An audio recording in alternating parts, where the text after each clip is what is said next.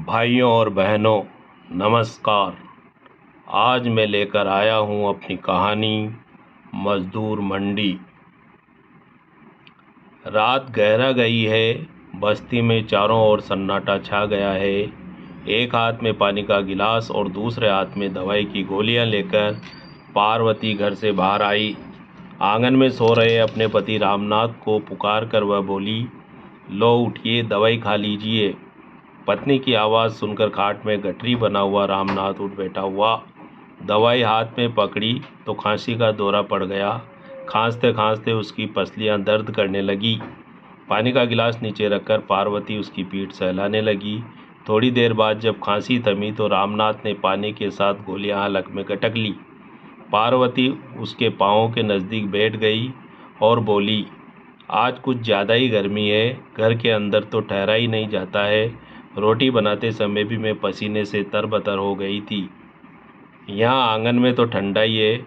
सुरेश व सुमी को देखो, खाना खाते ही दोनों गहरी नींद में सो गए हैं। बचपन की नींद तो मुझे आज भी याद आती है। ना कोई चिंता, ना कोई फिक्र। आज हालत यह हो गई है कि चिंता के मारे नींद ही उड़ गई है। सुरेश को नींद नहीं आई थी। पानी पीने के लिए वह उठना ही चाहता था कि माँ की यह बात सुनकर वह जड़वत रह गया। उसके मन में माँ की चिंता के कारण को सुनने का कौतूहल जाग गया था। पिता ने माँ की बात को आगे बढ़ाया, चिंता तो मुझे भी खाए जा रही है पार्वती। सुमी जवान हो रही है, उसकी शादी की चिंता है। महंगाई के साथ साथ घर का खर्चा भी दिन प्रतिदिन बढ़ता ही जा रहा है। बड़ी उम्मीद थी कि बेटा पढ़ लिख रहा है, बुढ़ापे का सहारा बन जाएगा, लेकिन निराशा ही हुई है। पढ़ लिख कर भी सुरेश बेरोजगार भटक रहा है और फिर घटे बड़े में मुझे ये बीमारी लग गई है। बूढ़े आदमी को वैसे ही लोग काम देने से कतराते हैं और फिर डॉक्टरों ने तो मुझे काम पर जाने के लिए ही मना कर दिया है। लगता है अब भूखों मरने के दिन आने वाले हैं। अपने अंतिम वाक्य के साथ रामनाथ ने एक गहरी निश्वास छोड़ी। पार्वती निराशा में डूबे हुए पति को ढाढ़स बंधाते हुए बोली, आप हिम्मत क्यों हारते हैं? भगवान कोई न कोई रास्ता तो निकालेगा ही। मैं दुर्गा माता का व्रत कर रही हूँ। माँ की कृपा रही तो सुरेश को कहीं न कहीं नौकरी लग जाएगी। अब आप काम छोड़ दो, शरीर अब जवाब देने लगा है। काम तो छूट ही गया है पार्वती। घर में पड़े पड़े आज 8 दिन निकल गए हैं। शरीर तो कमज़ोर होता ही जा रहा है। सुरेश को नौकरी लग जाती तो मेरी सारी चिंताएं मिट जाती। माता पिता के वार्तालाप को वह कान लगाकर सुन रहा था। पिता की इन पंक्तियों ने उसके हृदय पर तीव्र प्रहार किया था। उसका मन आहत होकर करा उठा था, आंखों में पानी भर आया था। आरंभ से ही वह अपने कार्य के प्रति पूर्ण निष्ठावान रहा था। हमेशा मन लगाकर मेहनत से उसने पढ़ाई की थी और हर कक्षा में प्रथम श्रेणी में पास हुआ था। जब कभी वह अपनी राह से भटकने लगता, पसीने से लथपथ पिता की कर्मठ छवि उसकी आंखों में प्रकट हो आती। उसे उसका लक्ष्य दिखा जाती और फिर वह नई शक्ति के साथ किताबों में जूझने लगता। पढ़ लिख कर वह नौकरी करेगा, बड़ा होकर पिता का सहारा बन जाएगा। छोटी बहन सुमी की शादी धूमधाम से करेगा, सभी की आंखों का तारा बन जाएगा। बचपन से ही मन में संजोए उसके ये सपने महीनों की बेरोजगारी के बाद अब धीरे धीरे बिखरने लगे थे। कॉलेज से बीएससी की डिग्री लेने के बाद वह नौकरी के लिए सैकड़ों इंटरव्यू दे चुका था, लेकिन हर बार उसे निराशा ही हाथ लगी थी। नौकरी की तलाश में पिता की कठोर कमाई के हज़ारों रुपए उसने व्यर्थ गंवा दिए थे। रोज़ अपने सर्टिफिकेटों को बैग में रखकर वह सुबह ही घर से निकल जाता था और नौकरी की तलाश में दिन भर भूखा प्यासा इधर उधर भटकता रहता था। बेरोजगारी का जहर अब उसके दिलो दिमाग को प्रभावित करने लगा था। अब पिता की कमाई की रोटी खाने में भी उसे शर्म महसूस होने लगी थी। माता पिता की वार्तालाप अब बंद हो गई थी। पार्वती वहीं फर्श पर दरी बिछाकर सो गई थी और खांसते खांसते रामनाथ को भी नींद आ गई थी। माता पिता की बातों में भरे दर्द व उनकी चिंताओं ने उसकी प्यास बुझा दी। आंखों में गहराती हुई नींद फुर्र हो गई। उसकी दृष्टि ऊपर आकाश में तैरते हुए चंद्रमा पर जा टिकी। वह गंभीरतापूर्वक अपने परिवार की परेशानियों पर विचार करने लगा। सहसा एक विचार उसके मन में आया। आंखें चमक उठी और गहरे विषाद में डूबा भारी मन हल्का होने लगा। उसने करवट बदल ली और आंखें बंद करके सोने का प्रयास करने लगा। न जाने कब उसे नींद ने आ घेरा। सुबह वह जल्दी उठ गया और अपनी दैनिक कार्यों से निपटकर तैयार हो गया। आज उसने अपने बैग से स्कूल व कॉलेज के प्रमाण पत्र निकाल दिए और उनकी जगह अपना फटा पुराना पैंट शर्ट का एक जोड़ा तय करके अंदर रख लिया। रात की बची हुई एक रोटी का नाश्ता करके वह घर से निकलते हुए माँ से बोला, माँ मैं जा रहा हूँ। जल्दी क्या है बेटा, खाना खाकर जाना, नहीं तो दिन भर भूखा प्यासा ही रहेगा तू। नहीं माँ, आज मैं नहीं रुक सकता हूँ, मेरा अभी जाना जरूरी है। तुम मुझे आशीर्वाद दो माँ कि आज मैं अपने कार्य में सफल होकर लौटूं। वह माँ के चरणों में झुका तो पार्वती पिघल गई। उसकी छोटी छोटी गोल आंखों में पानी भर आया। ममता भरी आवाज़ में बोली, मुझे पूरा भरोसा है बेटा, आज तुझे दुर्गा माँ हमारी अवश्य सुनेगी। आज तुम्हें अपना नौकरी मिल जाएगी। माँ का आशीर्वाद पाकर वह प्रसन्न हो गया। वह मुड़ा और आंगन में खाट पर बैठे पिता के चरण छूकर तेजी से घर से बाहर निकल गया। शहर के मध्य स्थित महात्मा गांधी सर्किल पर जब वह पहुंचा तो वहां भीड़ जमा हो गई थी। सर्किल के मध्य खड़ी गांधी जी की कांस्य प्रतिमा के सामने वाली सड़क के दोनों किनारे फुटपाथों पर लोगों की लंबी लंबी कतारें लगी हुई थी। दरिद्र और लाचार शहर के ये वे लोग हैं जो रोज़ सुबह मजदूरी की तलाश में यहाँ जमा हो जाते हैं। सभी तरह के मजदूर यहाँ उपलब्ध हैं, भिन्न भिन्न काम वाले, भिन्न भिन्न उम्र वाले, सस्ते और महंगे। मजदूरों की तलाश में शहर के दूर दूर से लोग यहाँ पहुँचते हैं। चारों ओर घूम घूम कर उनके भाव लगाते हैं। लोगों की तीक्ष्ण निगाहें शरीर, उम्र व काम के आधार पर उनका मूल्यांकन करती है। सौदा पड़ जाता है तो मजदूर अपना टिफिन उठाकर मालिक के साथ चल पड़ता है। सड़क पर एक जगह खड़ा होकर वह वहाँ के दृश्य में खो गया। अचानक एक बूढ़े का स्वर उसके कानों में आके टकराया। मजदूर चाहिए बाबूजी। दीनहीन दशा में खड़े उस बूढ़े की प्रश्न भरी दृष्टि का सामना करते हुए वह सहम गया। बोला, नहीं बाबा। बूढ़े को लगा जैसे वह एक महत्वपूर्ण बाजी हार गया है। वह आगे बढ़ गया और सामने फुटपाथ पर जा बैठा। उसने अपना बैग संभाला और सड़क के किनारे स्थित टॉयलेट में जा घुसा। अंदर पहुंचकर उसने इधर उधर देखा, वहाँ कोई नहीं था। फुर्ती से उसने अपने कपड़े उतारे और बैग में रखे फटे पुराने कपड़े पहनकर वह तैयार हो गया। उतारे हुए कपड़ों को उसने बैग में रख लिया और अपना दाहिना हाथ घुमाकर सिर के सजे संवरे बालों को उलझा दिया। टॉयलेट से जब वो बाहर निकला तो पूरा बदल गया था। पहनावे के साथ ही उसकी चाल में भी परिवर्तन झलक आया था। एक कोने में लगी पान की दुकान से उसने 1 रुपये की बीड़ी खरीदी और आगे बढ़ गया। फुटपाथ पर एक जगह रुककर उसने नज़रें दौड़ाई। भीड़ के साथ कोलाहल भी बढ़ गया था। बीच सड़क पर गाड़ियों का तांता लग गया था। उसकी नज़रें उसके लिए उचित स्थान तलाश रही थी। सड़क के इस पार बैठे हुए लोगों के हाथों में औजार थे, गुड़ियाँ, छेनी, हथौड़े थे। ये सब कारीगर बैठे हुए थे। सड़क के उस पार एक तरफ पेंटरों का समूह बैठा था। सभी के हाथों में तरह तरह के ब्रुश थे। दूसरी तरफ बैठे लोग खाली हाथ थे। उनके पास सिर्फ एल्यूमिनियम के टिफिन थे। उन्हीं लोगों में वह बाबा भी अकेला बैठा हुआ था। यह देखकर वह आगे बढ़ा और चुपचाप उस बूढ़े के बगल में जा बैठा। नीचे से उसने थोड़ी धूल उठाई और अपने कपड़ों पर बिखेर ली। फिर बीड़ी सुलगाई, धुआं खींचा और खांसने लगा। एक नज़र उसने स्वयं को देखा। अब वह पूर्णतः मजदूर लग रहा था।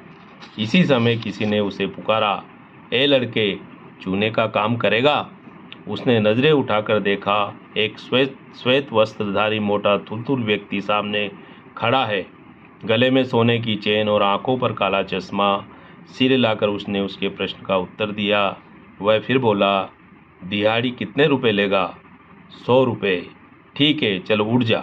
वह उठ खड़ा हुआ। तभी पास में बैठा हुआ बूढ़ा बोल पड़ा, मैं भी चलूं बाबूजी? नहीं नहीं, हाड़ मांस तो है नहीं, अब तू क्या काम करेगा? बूढ़े बाबा के प्रति सहानुभूति दर्शाते हुए वह बोला, ले चलो बाबूजी, बेचारा गरीब है, इसका काम भी मैं देख लूँगा। तू कहता है तो ठीक है, चल ले आ इसे भी। बूढ़े के चेहरे की झुर्रियों में प्रसन्नता भर आई। वह अपना टिफिन पकड़कर फुर्ती से खड़ा हो गया। दोनों उस मोटे के पीछे चल पड़े। उसने उन्हें सड़क पर खड़ी जीप में बैठाया। जीप स्टार्ट की और तेज गति से आगे दौड़ा दी। सुबह जिस रूप से वह घर से निकला था, रात पड़े उसी रूप में बाबू बनकर घर लौट रहा था। दिन भर की कड़ी मेहनत से वह थक कर चूर हो गया था। उसके हाथों की कोमल हथेलियों में छाले पड़ गए थे, जिन पर चूने ने घाव बना दिए थे। हाथों की जलन व पीड़ा में भी एक मीठी अनुभूति थी। हमेशा की तरह आज उसके चेहरे पर निराशा की काली रेखा नहीं थी। हीनता से मुक्त होकर मन में प्रसन्नता भर आई थी।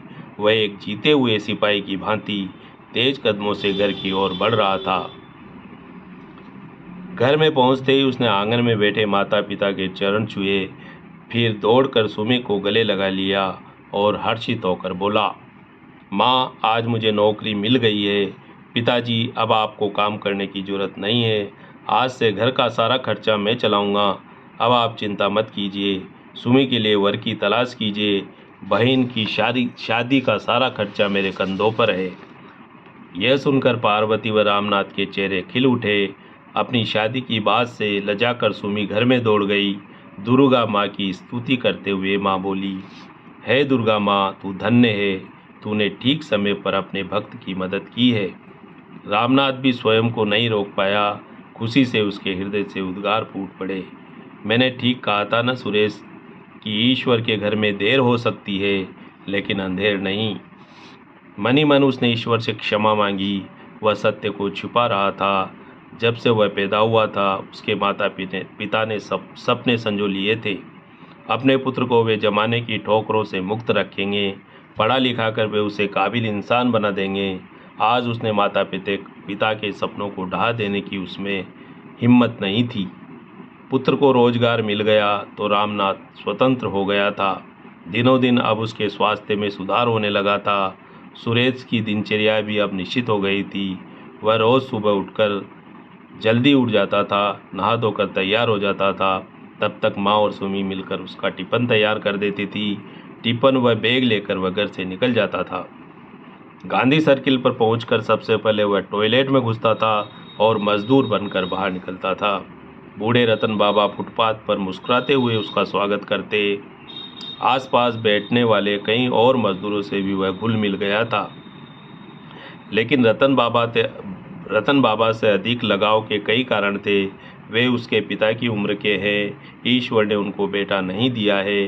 बेटियों की शादी का बड़ा बोझ उनके सिर पर है और वृद्धावस्था की परेशानियों को उसने नज़दीक से देखा है।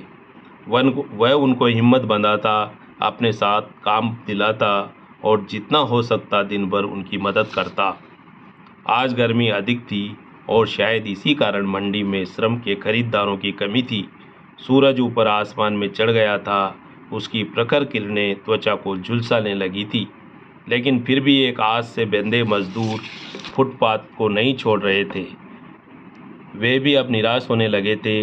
रतन बाबा डूबे हुए स्वर में बोले, सुरेश बेटा, शायद आज हमें लौटना पड़ेगा, अब कोई आने वाला नहीं है। वह कुछ बोलना ही चाहता था कि स्कूटर उनके सामने आ खड़ा हुआ। उस पर सवार एक अधेड़ व्यक्ति ने उसे आवाज़ दी, ऐ छोकरे, चल इधर आ। वह उठकर उसके नज़दीक पहुंचा तो वह बोला, मकान के 3 कमरों में चूना पोतना है, क्या लेगा? 300 रुपये। 300 नहीं, 250 दूंगा। ले पकड़ मेरा ये पता और जल्दी आ जा। स्कूटर स्टार्ट करके वह फुर्र हो गया। उसने लौटकर रतन बाबा को खुश खबर सुना दी। बाबा ने अपना टिफिन पकड़ा और फुर्ती से उठ खड़े हुए। उसने भी फुटपाथ पर पड़ा अपना बैग व टिफिन उठाया। इसी समय किसी का मधुर मधुर स्वर सुनकर वह चौंका। क्या आप लोगों को काम मिल गया है? उसने पलटकर देखा, सामने एक युवती खड़ी थी। काले रंग का सलवार कुर्ता, पैरों में काले रंग के सैंडल, कंधे पर लटका बैग, आंखों पर काला चश्मा और हाथों में काफ़ी और पेन। मेरा नाम नेहा है, मैं एक पत्रकार हूँ। हमारी पत्रिका के लिए मैं एक लेख तैयार कर रही हूँ। उसका विषय है हमारे शहर में मजदूरों की स्थिति। मैं आपका अधिक समय नहीं लूँगी, सिर्फ कुछ प्रश्न। यह कहकर वह क्षण भर रुकी और उसे गौर से देखकर बोली, आपका नाम? सुरेश। मिस्टर सुरेश, आप सुंदर हो, स्वस्थ हो, समझदार हो, फिर पढ़ने के बजाय आपने ये रास्ता क्यों अपनाया है? पढ़ने के बजाय नहीं मैडम, पढ़ने के बाद मैंने ये रास्ता अपनाया है। कॉलेज से निकलकर मैं यहाँ आया हूँ। यह सुनकर वह चौंक पड़ी। अपनी आंखों पर लगे चश्मे को उतारकर विस्मयपूर्वक उसे देखने लगी। क्षण भर रुककर वह फिर बोला, नेहा जी, यहाँ के गवर्नमेंट कॉलेज से मैंने प्रथम श्रेणी में बीएससी पास की है। डिग्री लेकर महीनों तक मैं नौकरी के लिए भटकता रहा हूँ, लेकिन कहीं मुझे रोजगार नहीं मिला। मजबूरन मुझे रास्ता अपनाना पड़ा है। क्या आप हिम्मत हार गए हैं? नहीं, मैं हिम्मत नहीं हारा हूँ। मैंने अपना रास्ता बदल लिया है। अब मैं मेहनत से रुपया कमाऊँगा और फिर अपना कोई स्वयं का व्यवसाय शुरू करूँगा। यहाँ के मज़दूरों के बारे में आप कुछ कहना चाहेंगे? नेहा जी, ये चौराहा एक मज़दूर मंडी है। रोज़ सुबह यहाँ श्रम की खरीद फरोख्त होती है। खरीदार मज़दूर की उम्र देखता है, उसके शरीर की शक्ति देखता है, फिर उसके भाव लगाता है। यहाँ का मज़दूर सिर्फ अपने वर्तमान पर जीता है। उसका कोई अतीत नहीं है, उसका न कोई भविष्य है और न ही भविष्य निधि। इस शहर के सृजन में लोगों ने अपना पूरा जीवन गुजार दिया है और आज बूढ़े होकर रोटी के मोहताज हो गए हैं। अभी आप देख सकती हैं, यहाँ पर आए इन मज़दूरों में अधिकांश बूढ़े व शक्तिहीन लोग रह गए हैं, जिन्हें काम देने से लोग कतराते हैं। मेरे साथ काम करने वाले इन रतन बाबा को ही देखिए। इन्होंने अपना पूरा यौवन इसी मंडी में गुजार दिया है, लेकिन आज जब ये बूढ़े हो गए हैं, कठोर श्रम से इनकी सांसें फूलने लगी है, तब सभी इनको काम देने से कतराते हैं। यहाँ का मज़दूर बिखरा हुआ है, उनमें बच्चे भी हैं, बूढ़े भी हैं और जवान भी। सभी दुर्व्यवहार व शोषण के शिकार हैं। नेहा जी, मेरी आपसे प्रार्थना है कि मेरे इन विचारों को आप अपने लेख में अवश्य शामिल कीजिएगा। शायद आपके प्रतिष्ठित पत्र के द्वारा सरकार की आंखें खुल जाए और इन लोगों का कुछ कल्याण हो जाए। वह रतन बाबा को लेकर वहाँ से चला गया। वह उसकी बातों से इतनी प्रभावित हुई कि वहीं खड़ी रह गई। उसकी एक एक बात उसके कानों में गूंजने लगी। वह वहीं फुटपाथ पर बैठ गई और अपनी डायरी में नोट लिखने लगी। लगभग 1 महीने के बाद रामनाथ गांधी सर्कल पर अपने साथियों से मिलने पहुंचा था। श्वेत व स्वच्छ धोती कुर्ता, पैरों में कीमती जूतियां और हाथों में लड्डुओं का डिब्बा। उसे इस रूप में देखकर सभी आश्चर्यचकित हो गए। प्रसन्नता से मुस्कुराते हुए वह बोला, लो साथियों, लड्डू खाओ। मेरे बेटे को पहली तनख्वाह मिली है। उसे 3000 रुपये महीने की नौकरी मिल गई है और मुझे इस झंझट से मुक्ति। वह सबको लड्डू बांटने लगा। तभी रतन बोल पड़ा, मुझे भी एक बेटा मिल गया है रामनाथ। बेटा जैसा ही है वह उसी के सहारे में चल रहा हूँ। कहाँ है तुम्हारा बेटा? मैं भी उसे देखना चाहता हूँ। आज के ज़माने में गरीब को बेटा कहाँ मिलता है? तभी अभी आता ही होगा। किसी बाबू के साथ गया है। वह मेरे लिए काम की तलाश करता है, काम में सहयोग करता है। यह मानो रामनाथ कि मुझे उसने डूबने से बचा लिया है। तुम अपनी सुनाओ, अब तो मज़े में जी रहे हो ना? ये पूछते हुए रतन मुस्कुराया। हाँ रतन, जब से बेटे को नौकरी मिली है, जीवन में खुशियाँ छा गई है। मैं चिंताओं से मुक्त हो गया हूँ, बीमारी भी दूर हो गई है। आज पूरा 1 कोस पैदल चलकर यहाँ आया हूँ। यह देखकर रामनाथ मुस्कुराया और रतन बाबा बोला, वह देखो रामनाथ, वह आ रहा है सुरेश, यही मेरा सहारा है। रामनाथ ने नज़रें उठाकर देखा और अपने सुरेश को इस रूप में देखकर दंग रह गया। हाथों में पकड़ा हुआ लड्डुओं का डिब्बा छूट गया और नीचे गिर गया। लड्डू बिखर गए। उसे लगा वह ऊंचाई से नीचे गिर गया है। चेहरे पर मलिनता छा गई। सुरेश उसके नज़दीक आ गया और वस्तु स्थिति को समझकर बोला, पिताजी, मैं आपकी मेहनत को व्यर्थ नहीं जाने दूंगा। अपनी पढ़ाई का पूरा फ़ायदा उठाऊंगा। रुपए कमाकर एक दिन मैं स्वयं का व्यवसाय करूंगा। पुत्र के स्वर में दृढ़ता देखकर रामनाथ के चेहरे पर फिर प्रसन्नता उभर आई। तो भाइयों और बहनों, ये थी कहानी मज़दूर मंडी। इसी तरह की एक और कहानी लेकर मैं शीघ्र ही आपके बीच हाजिर होऊंगा। धन्यवाद।